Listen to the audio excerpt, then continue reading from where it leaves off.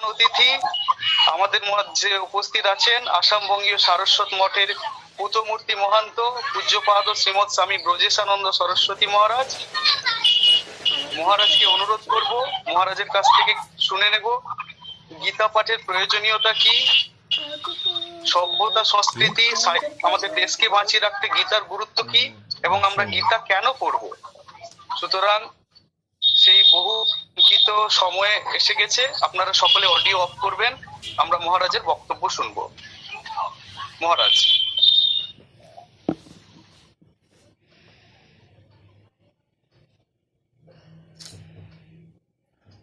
এই সময় সব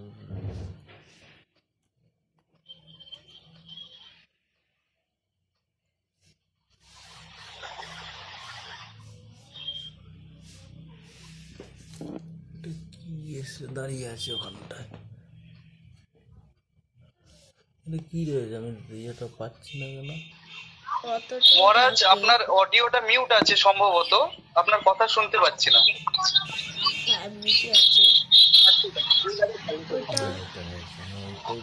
হ্যাঁ, এবার শোনা যাচ্ছে মহারাজ। আসলে আমার এই যে এই মোবাইলে মাঝে মধ্যে লোক ফোনও করে দিচ্ছে, এইটাতে চালাচ্ছি লিমিটটা। হ্যাঁ ঠিক আছে মহারাজ। কিছু কিছু লোক কেটে দিলেও বারবার একজন ব্যক্তি কয়েকবার। যাই হোক, শুরু করছি। ওম নিত্যম শুদ্ধম নিরাভাসম নিরাকারম নিরঞ্জনম নিত্যবোধম চিদানন্দম গুরু ব্রহ্মা নমাম্যহম বসুদেবম দেবম कंसचाणूरमर्दनं देवकी ब्रह्मानन्दं कृष्णं वन्दे জগদ্গুরু। ভীষ্ম জলা, এটা তো ধ্যান তো যা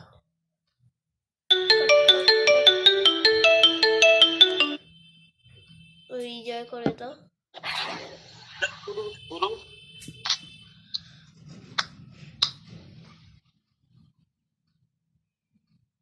একটা ফোন এসে যায় যে সেই জগৎ গুরু স্বরূপ সেই ভগবানের চরণ, যার কৃপায় আমরা আজকে এই ভগবত গীতা প্রাপ্ত করেছি। আর আপনাদের সবাইকে যারা এই গীতা পাঠ্যচক্রের মাধ্যমে আমরা এই অন্তর্জাল মাধ্যমে জুড়ে আছি, আমি সুধা চৈতন্য ব্রহ্মচারীজিকে দেখছি, নন্দকিশোর পূজা ভাইকে দেখছি, বাকি সব ছোট ছোট আমাদের ছাত্র উপস্থিত আছেন, সবাইকে দেখতে পাচ্ছি। তাদেরও জয় গুরু সম্ভাষণ জানাচ্ছি এবং খুবই খুশি, অত্যন্ত প্রসন্ন যে আপনারা সবাই মিলে এই গীতা পাঠ চক্র চালাচ্ছেন। আর এই গীতার জ্ঞানের বা গীতা পাঠের একটা মহত্ব নিজেও উপলব্ধি করে অন্যকে উপলব্ধি করার একটা সুযোগ আপনারা সব প্রদান করছেন। সব থেকে মূল কথা হচ্ছে কি, এই পাশ্চাত্য যে সংস্কার, সুধা চৈতন্যজি একটু মিউট করুন, আপনার এটা আওয়াজ আসছে মানে, যে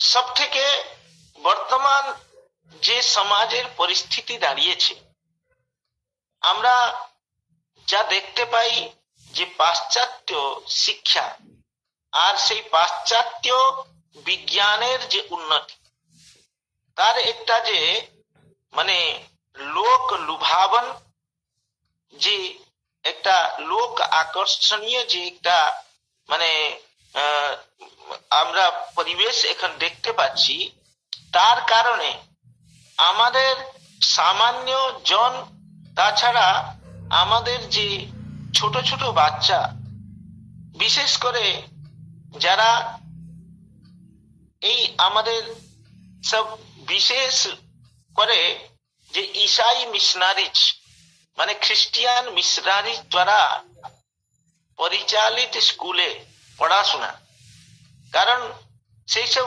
প্রাইভেট স্কুলে না পড়ালে নাকি আমাদের ছাত্রদের উন্নতি হয় না। তার ফলে সেই প্রকার যে মানসিকতা একটা কঠিন হচ্ছে আমাদের যে ছোট ছোট বাচ্চাদের মধ্যে। আর যে একটা কথা শাস্ত্রে বলা হয়েছে, যেভাবে যে কবিগুরুর উদাহরণ দিয়ে ইনি বললেন নন্দকিশোরজি, যে শাস্ত্রে বলা হয়েছে যে জন্মবে ভাজনে লগ্ন সংস্কার ও নান্যথা ভবে। যখন ছোট বা কাঁচা থাকে কোনো মাটি, তাকে যে কোনো শেপ সাইজ বা আকার প্রকার দেওয়া যায়। আর যদি বাচ্চাদের মনে সংস্কার দেওয়া হয়, সংস্কারের তাৎপর্য হচ্ছে আমাদের ধর্ম কি, আর ধর্মকে কেন আমরা অনুপালন করব, ধর্মের দ্বারা আমাদের কি লাভ হয়, এইসব জ্ঞান যদি তাদের মধ্যে থাকে, তাহলে তাদের মানে পথভ্রান্ত হওয়ার সম্ভাবনাটা কম হয়। যে পাশ্চাত্য শিক্ষা দীক্ষাতে উদ্বুদ্ধ হয়, তারা কেবল একটা টাকা কামানোর একটা মেশিন রূপে ব্যবহৃত না হয়। আমাদের একটা বন্ধু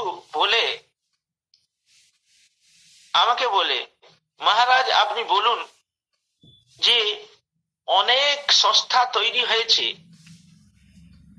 যে মানে সে স্কুল কলেজ হোক বা কোচিং হোক, এইসব যে তৈরি হয়েছে, এটা কিসের জন্য তৈরি হয়েছে?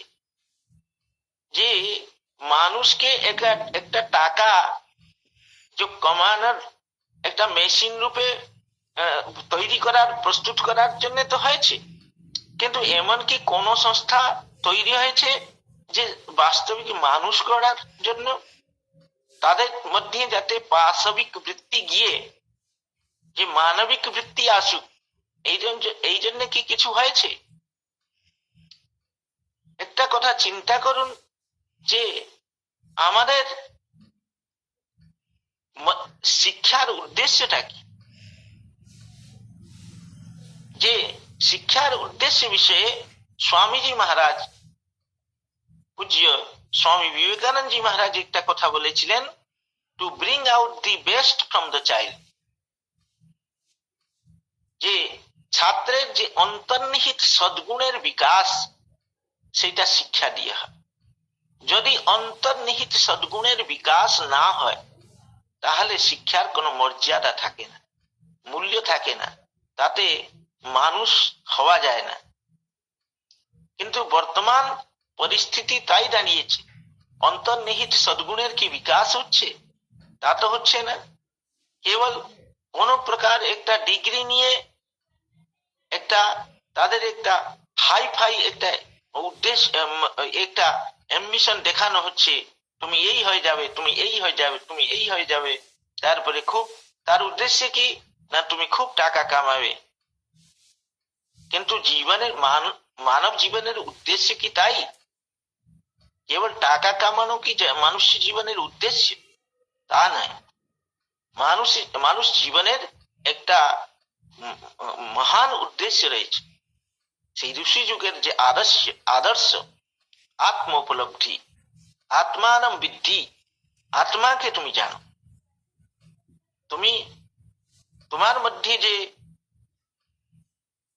অসৎগুণ আছে, সেই অসৎগুণকে ত্যাগ করে সৎগুণের মাধ্যমে, রজগুণকে ত্যাগ করে তমগুণকে ত্যাগ করে সত্যগুণকে ত্যাগ করে নিস্ত্রৈগুণ্য ভাব, আর নিস্ত্রৈগুণ্য ভাবের মাধ্যমে সেই যে নিজের আত্মস্বরূপ স্থিতি, সেটাকে লাভ করো।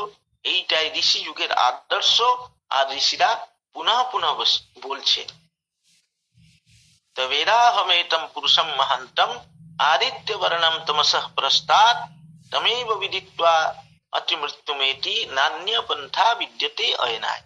এই কথাটার তাৎপর্য হচ্ছে, ছোট বাচ্চাদের বুঝিয়ে দিচ্ছি, ঋষি যুগের ঋষিরা বলছেন সেই যে আদিত্য বর্ণ, সেই যে পরম পুরুষ, সেই যে পরমাত্মা, সেই পরমাত্মাকে জানলেই আমরা এই মৃত্যুর পর পারে মানে অমৃতত্ব লাভ করতে পারবো, মুখ্য লাভ করতে পারবো, অন্য কোনো রাস্তা নেই।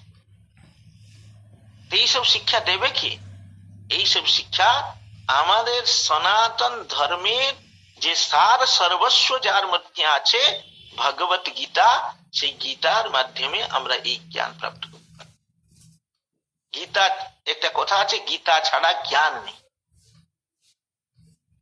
আর সমস্ত সনাতন ধর্মের সার সর্বস্ব হচ্ছে গীতা।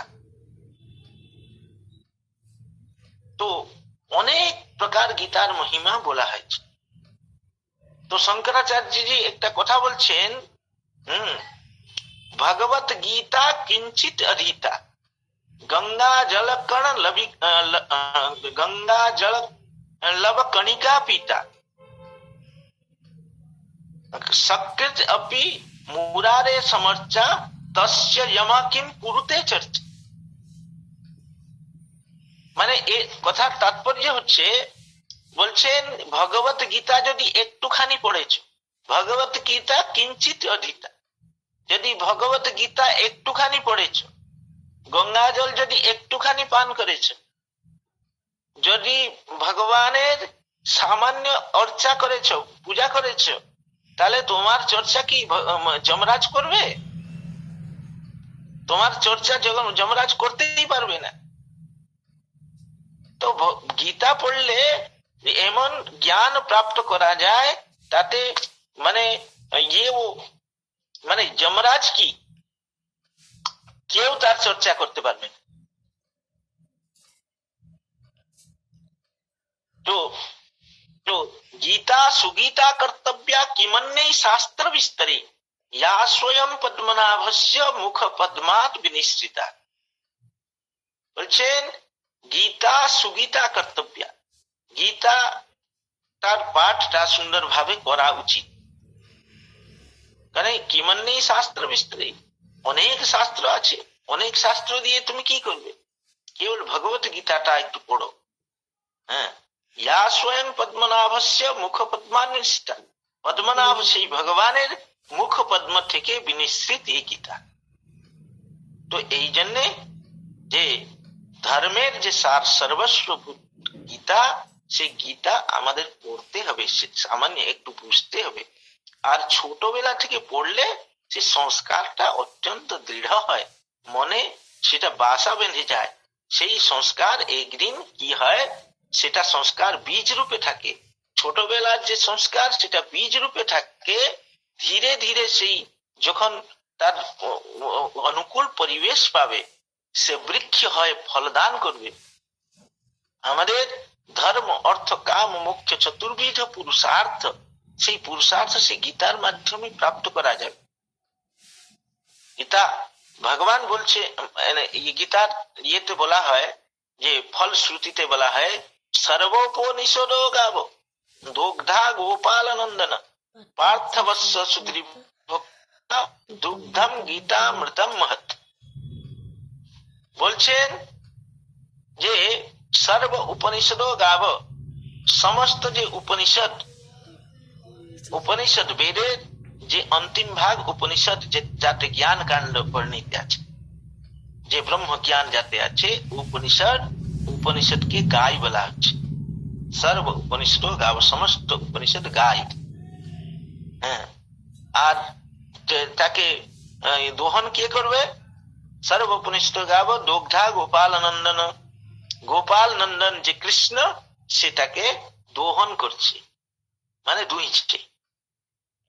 আর পার্থবৎস বলে ইয়ে কে, যে বৎস, বৎস মানে কি বলা হয়? হ্যাঁ, বাছুর, বাছুরকে, বাছুর হচ্ছে অর্জুন। আর যে দুধটা কে পান করবে? সুধীর ভোক্তা, যে বিদ্বান লোক, সুধী লোক, তারাই ভোক্তা। তো দুগ্ধম গীতামৃতম মহৎ, গীতামৃত রূপ দুগ্ধ, হ্যাঁ, অত্যন্ত মহৎ, তারা সুধী লোক পান করে। তো আমরা যদি সুধী হই, সজ্জন হই, তাহলে নিশ্চিত রূপে গীতামৃত আমাদের পান করতে হবে। গীতামৃত পান করলে যেভাবে আমরা শুনলাম অমৃতত্ব লাভ করা হয়। অমৃত পান করলে কি হয়? অমৃতত্ব লাভ হয়। অমৃতত্ব মানে কি? অমৃতত্ব মানে হচ্ছে মোক্ষ। যেটা আমরা শুনলাম যে যমরাজ তার চর্চাও করতে পারেন না, যে গীতা পাঠ করবে। যে তো গীতা পাঠ করবে শঙ্করাচার্য সে আর মহারাজ বলে গেছেন একুশ সামান্য জমমালায় কথা যাবে না, নয়। একবারে স্বর্গে চলে যাবে। তো এই প্রকার গীতা আমরা ছোটবেলা থেকে অভ্যাস আমাদের করতে হবে। কারণ যে যে ঠাকুর মহারাজও আমাদের কয়েক জায়গায় বলে গেছেন, বলছেন গীতা পাঠ করতে সবাইকে আমি অনুরোধ করি। ঠাকুর মহারাজ বলছেন এই কথাটা, গীতা পাঠ করতে সবাইকে আমি অনুরোধ করি। কারণ গীতা হচ্ছে সনাতন ধর্মের সার সর্বস্ব।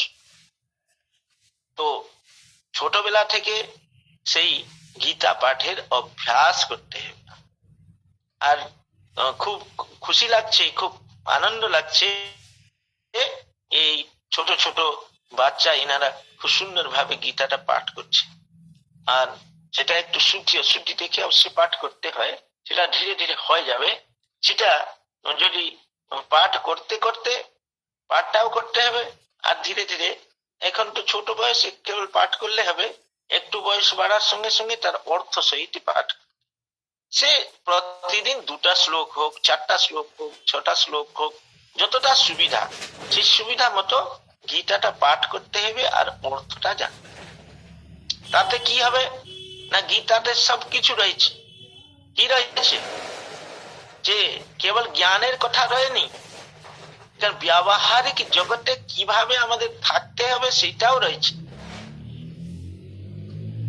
মানে জগতে আমরা কিভাবে থাকলে ভালোভাবে থাকতে পারবো, যে সামান্য ব্যবহারের জন্যও গীতার জ্ঞান আমাদের।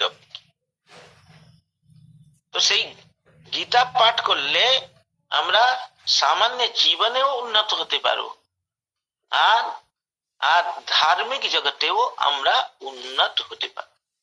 যেমন একজন পড়ছিলেন, নৈনম ছিন্নন্তি শস্ত্রাণি নৈনম দহতি পাবক ন চৈনম ক্লেদন্ত্যাপো ন শুষয়তি মারুত। মানে এইরকম সব গীতা পাঠ করছে। তো তো এতে কি বলা হয়েছে? আত্মার স্বরূপ বলা হয়েছে। न जायते म्रियते वा कदाचित नायम भूत्वा भविता वा न भूयः। আমাদের যে আত্মা, সে তার জন্ম হয় না, মৃত্যু হয় না, এই জন্ম রহিত অবিনাশী। একে অস্ত্র শস্ত্র ছেদন ভেদন করতে পারে না, একে অগ্নি দাহ করতে পারে না, জল একে ভিজাতে পারে না, বায়ু इसके শুষ্ক করতে পারে না। তো আত্মা কি না, আত্মা অজর অমর, আর আত্মা বিলকুল একেবারে অবিনাশী। তো এই যে আত্মার স্বরূপের এক পক্ষে আমি যদি ধরেও নি, ছোটবেলায় ওরা ঠিকভাবে আত্মার স্বরূপ বোধ কি করবে। কিন্তু এই যে সংস্কার ছোটবেলা থেকে, আমরা একটা কথা পড়ি, এখানে এই মদালসার একটা প্রসঙ্গ আসে, যে মদালসা একজন ব্রহ্মবাদিনী ছিলেন, তার সন্তান হলো। তো সন্তান হতেই তিনি উপদেশ দিলেন, শুদ্ধোসি বুদ্ধোসি নিরঞ্জনোসি সংসার মায়া পরিবর্জিতোসি। তো এইরকম বললেন, তুমি শুদ্ধ বুদ্ধ মুক্ত হো, তুমি শুদ্ধ বুদ্ধ মুক্ত আর সংসার মায়া রহিত। তো এই উপদেশ শুনেই ও বাচ্চারা চলে গেল, সংসার ছেড়ে চলে গেল। এইরকম কয়েকজন বাচ্চার সঙ্গে হল। তা বলে ভয় পাবে না, কেউ গীতা পড়লে সংসার ত্যাগ করবে এরকম কেউ ভাববে না। সংসার ত্যাগের জন্য গীতা নয়, আমি একটা বলছি ছোটবেলায় যে জ্ঞানের সংস্কার কতটা দৃঢ় হয়ে যায়, এই জন্য বলছি। অনেকেই ভয় পায়, আরে গীতা পড়লে কেউ সাধু হয়ে যাবে, গীতা পড়লে কেউ সংসার ছেড়ে দিবে। এইরকম হয় না, গীতা পড়ে কেউ সংসার ত্যাগ করে না। গীতাতে বরং আমাদের ভালো মানুষ হওয়ার শিক্ষা দেওয়া হয়েছে, কর্মের শিক্ষা দেওয়া হয়েছে। तो कर्मणि एव अधिकारस्ते मा फलेषु कदाचन মা কর্ম ফল হেতু ভুর মাতে সঙ্গ অস্তু অকর্মণি। এর অর্থটা কি? অর্থটা হচ্ছে যে কর্মেতে তোমার অধিকার, ফলে অধিকার নয়। হ্যাঁ, আর তারপরে তোমার যে কর্মফলের হেতু তুমি হো না, আর যে অকর্মেতে তোমার যাতে আসক্তি না হয়, মানে তুমি কর্ম করবে না এরকম বুদ্ধি যাতে তোমার না। এই জন্যে এই গীতা কোনদিন পলায়নবাদী শিক্ষা দেয় না, কর্ম করতে। আমাদের তিলক, যে বাল গঙ্গাধর তিলক যিনি ছিলেন মহারাষ্ট্রের অগ্রণী নেতা, তিনি তো বলছেন যে গীতার তাৎপর্য হচ্ছে কর্মের শিক্ষা দিচ্ছে, যে কর্ম করো, যুদ্ধস্ব বিগতজ্জ্বল। তো মানে অর্জুনকে মানে শিক্ষা দেওয়া হলো তুমি যুদ্ধ করো। তো এই জন্যে এইটা কেউ যাতে মনে না করেন, অভিভাবকরাও মনে না করেন গীতা পড়লে আমাদের বাচ্চা বিগড়ে যাবে, হ্যাঁ, সাধু সন্ন্যাসী হয়ে যাবে, হ্যাঁ, এইরকম না। গীতা কর্ম করতে বলছে, পড়তে বলছে, আমাদের কর্তব্য কর্মটাকে ভালো করে করতে শিক্ষা দিচ্ছে। এই নয় সব ছেড়ে ছুড়ে দাও, সব ছাড়ার জন্য গীতা বলছে না, এটা ভুল ধারণা। গীতা কর্তব্য কর্মকে ভালো করে করতে বলছে। যদি আমরা পড়াশোনা করি তাহলে ভালোভাবে পড়াশোনা আমাদের করতে হবে, আর যদি মানে সমাজে পরিবারে থাকি যে আমাকে কিভাবে থাকতে হবে সেই সব শিক্ষা, এর সঙ্গে সঙ্গে যে ধর্মের শিক্ষা, আত্মজ্ঞানের শিক্ষা, এসব শিক্ষা দেওয়া হচ্ছে। তাতে আমাদের কি হবে? আমাদের চরিত্র গঠন হবে। চরিত্র গঠনের মাধ্যমে যে সত্য, ধর্ম, ন্যায় পরায়ণতা, আর যে সেবা, শুশ্রূষা, উপকারিতা, এইসব শিক্ষা হবে। যে গীতাতে এটা বলছেন যে ভগবান বলছেন যে সর্বভূত হিতেরতা, সমস্ত প্রাণীর হিতের জন্য যে রত, এটা মানে সমস্ত প্রাণীর উপকার, সমস্ত জীব জন্তুর উপকারের প্রতি যে হিত হয়, সে আমার রত হয়, সে আমার প্রিয়। সর্বভূত হিতেরতা, তো এইরকম পরোপকার বৃত্তি শেখাচ্ছে। তো এইসব পড়লে আমাদের চরিত্র গঠনের সঙ্গে সঙ্গে মানে পরোপকারিতা আমাদের মধ্যে আসবে। আদর্শ জীবন কিভাবে আমরা গঠন করতে পারবো সেই আসবে, কিভাবে একটা আদর্শ নাগরিক হতে পারবো সেটা আমাদের মধ্যে আসবে। ধর্মের মধ্যে আমরা কিভাবে সত্য ন্যায় পরায়ণ হয় জীবন যাপন করে উন্নত হতে পারবো, সমাজে একটা প্রতিষ্ঠিত ব্যক্তি আমরা হতে পারবো, তারপরে শেষে জীবনের অন্তে আমরা যাতে মোক্ষ লাভ করতে পারবো, সেই শিক্ষা আমাদের গীতা দিচ্ছে। এই জন্যে আমাদের গীতা পাঠটা অবশ্য করতে হবে। আর যদি গীতা পাঠ না করি তাহলে কি হবে? সেই হ্যালো, হাই, হ্যাঁ, ড্যাডি, মামি, এইসব যদি আমরা করতে থাকবো তাহলে কি হবে? আমাদের যে সংস্কার হয়ে যাচ্ছে খারাপ, সেই সংস্কারের ফলে তো কি হবে? এই মানে বাবা মা তো আমাদের একরকম মানে মানে কোন রকম একজন লোক, মানে তাদের প্রতি যে আমাদের পূজ্য পূজা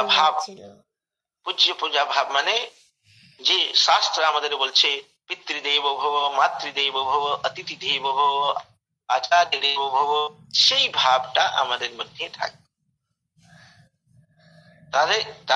তাদের প্রতি যে দেবত্ব বুদ্ধি, পূজ্যত্ব বুদ্ধি আমাদের মধ্যে থাকে। তাতে কি হচ্ছে? আজকাল যা হচ্ছে, পিতা মাতাকে অনাদর করছে। খুব পড়াশোনা করলো, হয়তো আমেরিকা, লন্ডন চলে গিয়ে ওখানে থাকলো, থেকে আর বাবা মাকে জিজ্ঞাসা করে না। খুব বেশি কি করলো? হয়তো বৃদ্ধাশ্রমে পাঠিয়ে দিল। তাতে কি বাবা মা খুশি হবে? না গীতা পড়লে বাবা মা খুশি হবে? তো এই গীতাটা পাঠ করতে, গীতাটা পড়ুন আর খুব খুশি। এইভাবে আমরা আমরা গীতা পাঠটা শুনবো। এই এই যে বাচ্চা 2-3 জনকে আমি দেখছি সামনে খুব সুন্দর হাসছেন, তাদের কাছে একদিন এইরকম রাখবো, খালি গীতা আমি শুনবো, শেষে বলবো। তো এইরকম সময় সময় আমিও যোগ দিয়ে আনন্দ নেব, যে গীতা পাঠের আনন্দ। তো গীতা শুনতে আমার খুব ভালো লাগে, আর গীতা পড়তেও। আর আমরা তো একটু উপরে চর্চা করি, সেই ভাষ্য টিকা টিপ্পণী নিয়ে চর্চা করি, কিন্তু আপনাদের মুখ থেকে, এই যে ছোট ছোট বাচ্চাদের মুখ থেকে শুনতে কি সুন্দর লাগছে। বাহ, আপনারা পড়ুন, আমি খুব খুশি, খুব আনন্দ। আর একদিন এরকম শুনবো, একদিন কেন, মাঝে মধ্যে এরকম আমাকে ডাকলে আমি একটু সময় বার করে গীতা পাঠটা শুনবো। আর যতটুকু আমার মানে আমি দিতে পারবো, তো খুব খুব খুশি, খুব খুশি। আপনারা খুব গীতা পাঠ করুন, খুব খুব আনন্দ নেন, আর খুব আনন্দে থাকুন, খুব লোকের সেবা করুন, সত্যপরায়ণ ন্যায়পরায়ণ হয়ে থাকুন। আর এই মানে ঠাকুরের চরণে আর ঈশ্বরের চরণে যাতে মতিগতি থাকে, বাবা মায়ের প্রতি যাতে শ্রদ্ধা ভালোবাসা থাকে, তাদের প্রতি যাতে সেবা পরায়ণতা থাকে, এই সব জিনিস থাকলে আমরা মহান হতে পারবো, আদর্শ হতে পারবো, আদর্শ জীবন যাপন করতে পারবো। আর শেষে সেই ভগবানের চরণে আমাদের গতি হবে। এই বলে আর সবাইকে আমি স্নেহাশীর্বাদ দিয়ে, বাচ্চাদের বিশেষ করে আমার বাণীকে এখানে ঠাকুরের চরণে সমর্পিত করছি। জয় গুরু, জয় গুরু, জয় জয় গুরু, জয় জয় গুরু মহারাজ।